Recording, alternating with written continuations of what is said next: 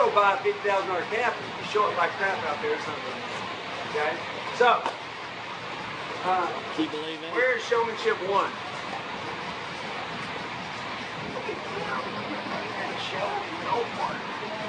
Where's it 1?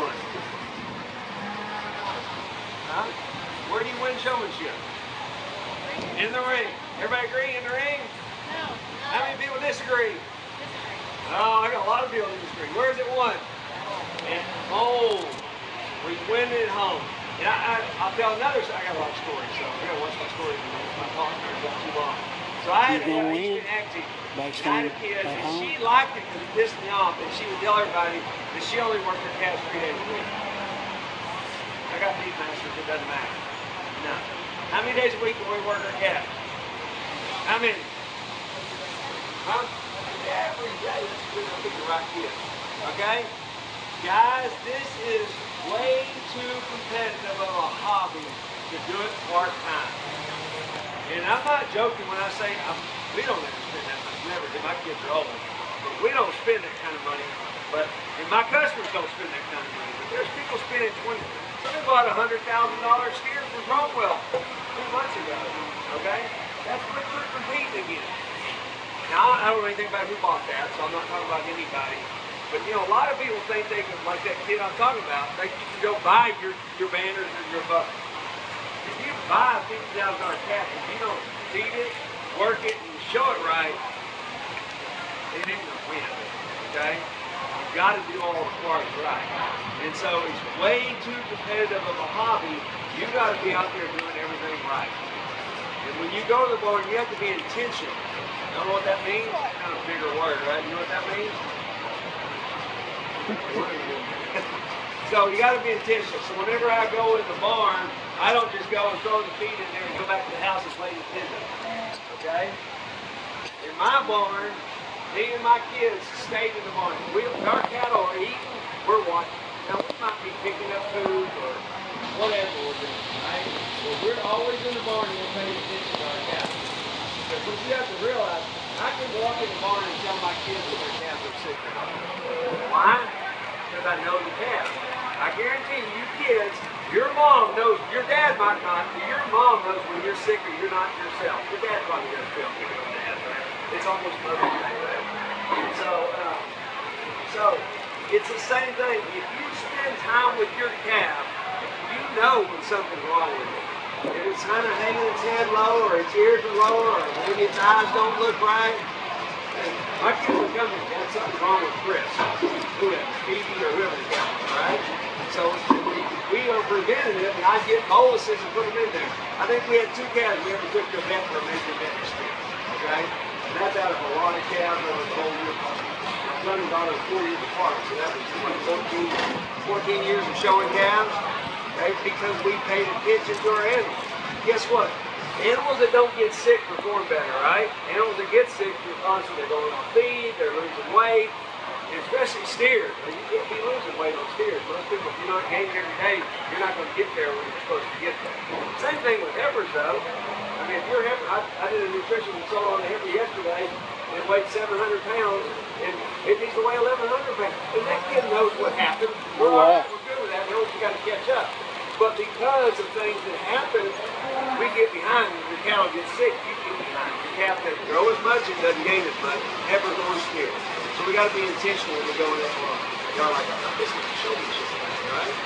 Guys, it's all about the success of your project because that makes you successful, right? So it starts at home. So we work 7 days a week. What do we do on a daily basis with our cattle to make us successful in the show ring and showmanship? What's the first thing you should do? Anybody? You're going to tie that head up at a 40, the neck should be at a 40, that's a 45-degree angle, right? All you can go to do creeps, right? So if I tie my calf up, I don't tie it up here unless it's a little deal, right? I tie it up here or up here. So that neck is a 45-degree angle. My calves get tied up, I say my calves, but I did with my customers 3 hours a day. So that's for a few reasons. First of all, if you go to Fort Worth and you got a spitted show, Your animal's going to eat for an hour to 2 hours. You're going to fit it for, if you have 1 feeder or 4 or 5 feeders, anywhere from 15 minutes to an hour and a half. And then you got to go wait for the holding area for 20, 30 minutes. And then you're in the ring for 20 or 30 minutes. Then if you win your class, you got to wait around for another hour for your division. And if you win your division, you might have to wait around another hour for the grand drive. That heifer better be able to stand up for a while. Otherwise, what's going to happen when you go to the show ring? You're going to be dancing the whole time. Are you going to win grand champion? Probably not. Second of all, it's called muscle memory. If I play golf, it's all about muscle memory, right? That's why I'm a bad golfer. I don't have very good muscle memory. The same thing with bats. How you swing that bat. What happens with muscle memory is when you get stressed, you're up the bat, it's a tie ball game, there's 2 outs, and you got 2 strikes on you and 3 balls, you're probably going to get a little more stressed than if it's the first bat of the game, right? So if you have muscle memory, you have a better chance of hitting that ball in that stressful situation because that's what you're used to doing because you practice a lot. Well, muscle memory, if I tie that heifer's head up or steer his head up for 3 hours every day, it's going to be used to holding that head up. Guys, the heifer or steer that walks around like that, they look very good. We want them to pick their head up and walk. We always talk about tying the neck high into the shoulder. You hear judges talk about that. Well, you can train them to tie that neck higher in by tying that neck up, okay? How many of you walk out of the ring? Oh my God, my arm's about to fall off. We've all been there. I've been there, right?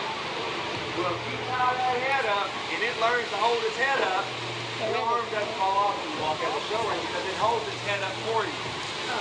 Now, there are some animals that are deadheads. In other words, they hang on that hawk.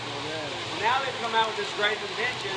We used to just go buy them from Tractor Supply, and now Stock Supply or whatever Devlin's doing sells them, and they're made just for cattle.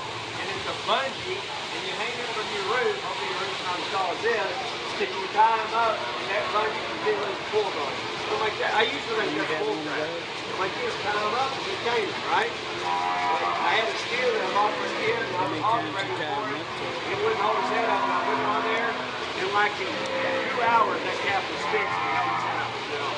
Now some of them are not that easy to do that, but that bungee does work.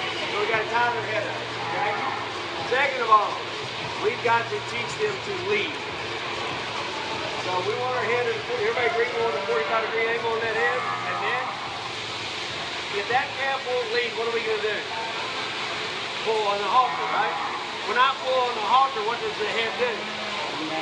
Comes down. Does that calf look good now? No. That heifer just went from looking like a sorority girl to looking like, some frumpy girl, right?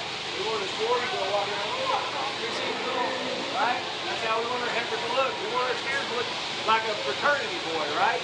I'm not big on either one of those guys. I didn't do any of that. But I always refer to that because those are kind of prima donnas, and we want our cattle to be prima donnas out there. They need to look like a prima donna. And so we need to teach them to lead. And guys, it's really not that difficult. Now granted, I'm a little different because I've been doing this my whole life, but I can take a calf in 10 to 15 minutes to lead most of the time. Most people will pull on that halter, and when it leads, they keep pulling. Constant tension. It's almost like my dog's scooter. Whenever I tell him to sit, when he sits, I give him a treat. Now, I don't give my cattle treats, but I give him a treat with the halter. Pull on that, she won't come. I pull. As soon as she takes a step, I release the pressure on the halter. And then I'll go and I'll loosen the halter and I love on her. And then I try to get her to come without pulling on the halter. She doesn't come. I put some elbow grease into it. She takes a step. I release the pressure. I release the halter. I love on her again. Now I'm going to do 2 steps. Okay? And every time I do it, I believe in, my daughter used to want to barrel race. She did barrel race. She cared a lot more about horses than cattle. And so I went to all these clinics, and horse people use voice commands all the time. So I smooch my calf when I want them to walk. I tell them to whoa when I want them to stop. Anytime they do anything wrong, okay? And when I want them to move over, like when I'm blowing, I click like a horse, right? My cattle, I never have to push the tail once I get them going over. And they know because I consistently use those voice commands. So I'm smooching on it. Now, do you want to get in the ring and smooch and say whoa and No, but you do that at home, and that way when you get to the show ring, they're trained and you don't have to do any of that stuff, okay? But you got to do it at home. How many days a week? 7 days a week, right? Okay? So, I finally get that calf to walking. If I got some of these calves, y'all have the other problem. They don't want to stop, right? So I walk that calf. Whoa, I yank that halter back. I don't get them. Okay, now sometimes I'll take that halter back. I yank it back. And then if she doesn't stop, I'll turn around and I'll back it up. Okay? And then I'll do it again. Whoa, I yank it back. About 3 to 5 of those yanks, I can then go like this. Whoa, and it just stops. And I congratulate it, rub it on and think, oh, you did so good. It's just like a dog. Oh, good shooter. You sat down, right? It's training that calf. And y'all, some of y'all look at me like I've lost my mind. There's no way that works. In my camp, I take 5 to 10 calves. Last year, the first day, 6 calves got released in my camp. Okay? So on day 2, I think it was, that was part of the camp. And I brought that. Chloe had a Senegal. She wouldn't even touch it. She was scared of it.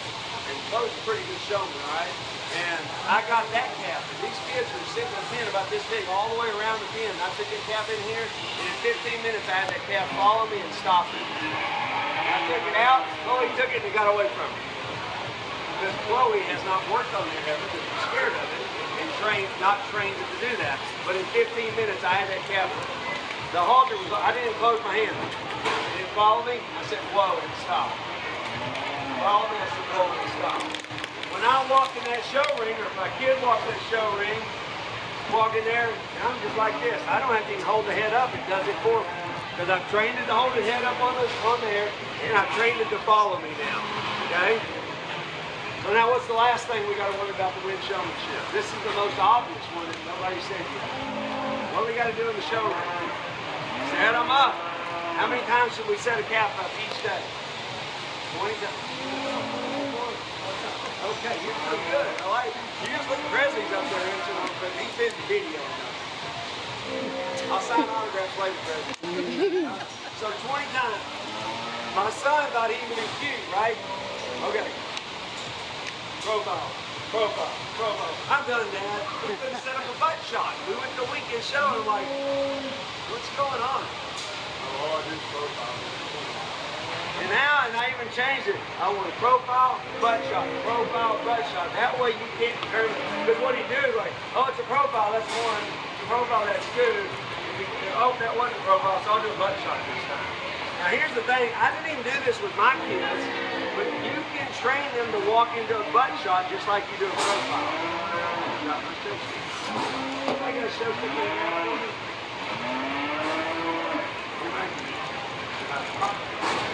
So, you know when you lead a calf, you turn around and you walk it in a profile and they go like this, right? Okay, right? You know what I'm saying? Just off leg forward, right? In the profile. And a butt shot, it should be like this, right? Okay? Nobody walks them into a butt shot. Why? You walk them into a profile, I will be the first to admit that it is much more difficult to walk them into a butt shot. But I kid you not, there's a girl that's here today. She's already dropped the stuff off and left. She'll be here tomorrow. She shows a mini Hereford. You know what that means? She's young. She's not even 3rd grade yet. Okay?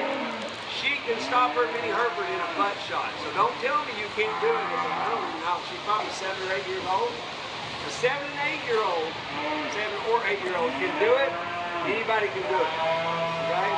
So you want to walk them into it. So when you're walking that calf, right, you're going to come here, you're going to switch that show stick and that halter and walk them into a profile.